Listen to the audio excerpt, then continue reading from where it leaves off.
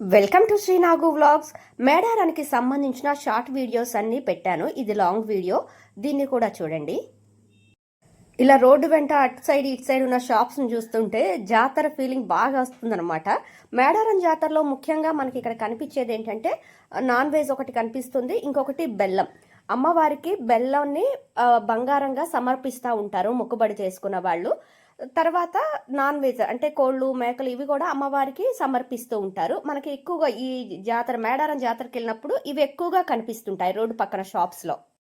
ఈ జాతరలో స్నానాలు చేసుకోవడానికి, ఫుడ్ వండుకోవడానికి ఎలాంటి ఇబ్బందులు లేకుండా బాత్రూమ్స్ కూడా ఎక్కడికక్కడ మొబైల్ బాత్రూమ్స్ పెట్టారు. వాటర్కి ఇబ్బంది లేకుండా ట్యాప్స్ అన్ని పెట్టారు. చాలా బాగా ఏర్పాట్లు అయితే నాకు ఇక్కడ అనిపించాయి.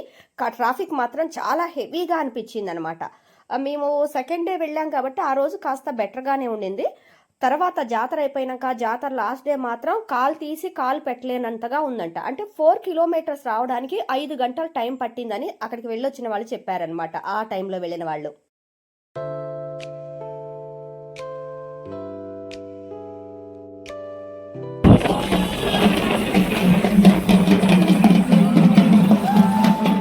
ఈ జాతరలో నేను ముఖ్యంగా గమనించింది ఏంటంటే రోడ్ సైడ్ ఎక్కువగా టాటూస్ వేసేవాళ్ళు ఎక్కువగా ఉన్నారు, వేయించుకుంటునే వాళ్ళు కూడా అలాగే ఉన్నారు.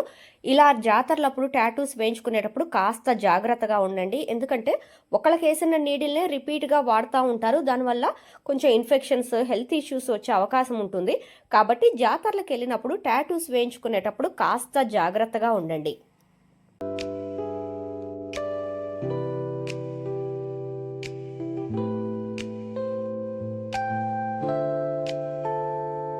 ఇప్పుడు మీరు చూస్తుంది వచ్చేసి జంపన్న వాగు ఎంట్రన్స్. జంపన్న వాగులోకి ఇట్లా ఎంటర్ అవుతున్నప్పుడు ఇలా మంచిగా తోరణం లాగా చాలా బాగా కనిపించింది. అమ్మవారి విగ్రహాలు ఉన్నాయి. అందరు కూడా చక్కగా పూజలు చేస్తా, చాలా అంటే చాలా అసలు ఆ ఫీలింగే చాలా బాగా అనిపించింది అనమాట. ఇంత రష్లో వెళ్ళినా కూడా చాలా హ్యాపీగా అనిపించింది. ఇది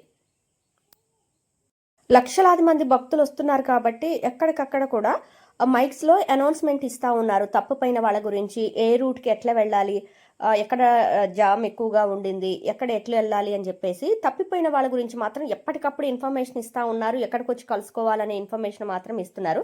ఇప్పుడు మీరు చూస్తుంది జంపన్న వాగు. ఈ వాగులో చూడండి చిన్న చిన్న చీమల్లాగా జనాలు ఎట్లా కనబడుతున్నారు. కనుచూపు మేర వరకు అటు సైడ్ ఇటు సైడ్ రెండు వైపులా కూడా కనుచూపు మేర వరకు మొత్తం జనాలే ఉన్నారు.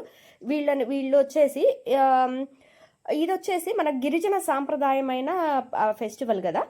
మెయిన్ ఇక్కడ ఎక్కువగా మనకి గిరిజనులు ఎక్కువగా కనిపిస్తుంటారు. వాళ్ళకి సంబంధించిన ట్రెడిషన్లో పడగలని చెప్పేసి అలా కొన్ని ఉంటాయి. అవి తీసుకొని అమ్మవారి గద్దెల దగ్గరికి వెళ్తుంటారనమాట. ఒక్కొక్క వంశీయులకి ఒక్కొక్క రకమైన దేవుడు ఉంటారు వీళ్ళకి. వాళ్ళు అలా తీసుకొని వెళ్తుంటారు. ఇక్కడ ఇంకొకటి ఏంటి అంటే వడికట్టి బియ్యం కూడా తీసుకొని వెళ్తుంటారు అమ్మవారికి. వడికట్టి బియ్యం, బెల్లం అంటే బంగారం అంటాం ఇక్కడ బెల్లాన్ని, అవన్నీ సమర్పిస్తూ ఉంటారు. వీళ్ళు ఇలా పడగల లాంటివి పట్టుకొని వెళ్ళే వాళ్ళందరూ కూడాను ఈ గిరిజన సంప్రదాయంలో ఉన్న వంశస్థులు. వీళ్ళందరూ కూడా వాళ్ళ సంప్రదాయం ప్రకారం వాళ్ళ దగ్గర ఉన్న దేవుళ్ళని తీసుకెళ్లి అమ్మవారి గద్దెల మీద పెడుతూ ఉంటారనమాట.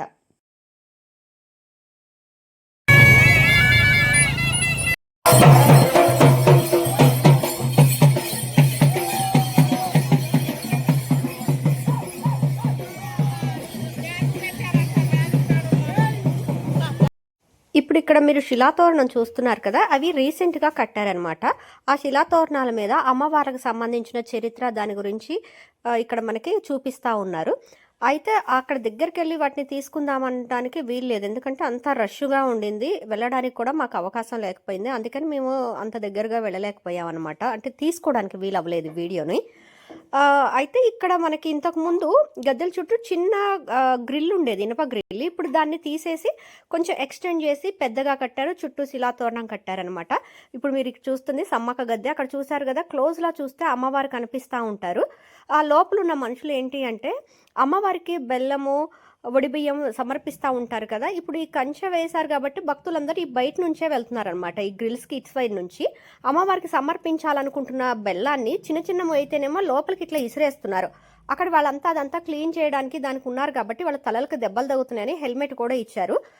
దర్శనం మాత్రం చాలా ప్రశాంతంగా బాగా జరిగింది. అమ్మవారికి బెల్లం సమర్పిస్తారు కాబట్టి ఆ బెల్లం అంతా కిందకి జారి లిక్విడ్గా ఉండి కాలు జారి కింద పడిపోయేలాగా ఉన్నాం అనమాట.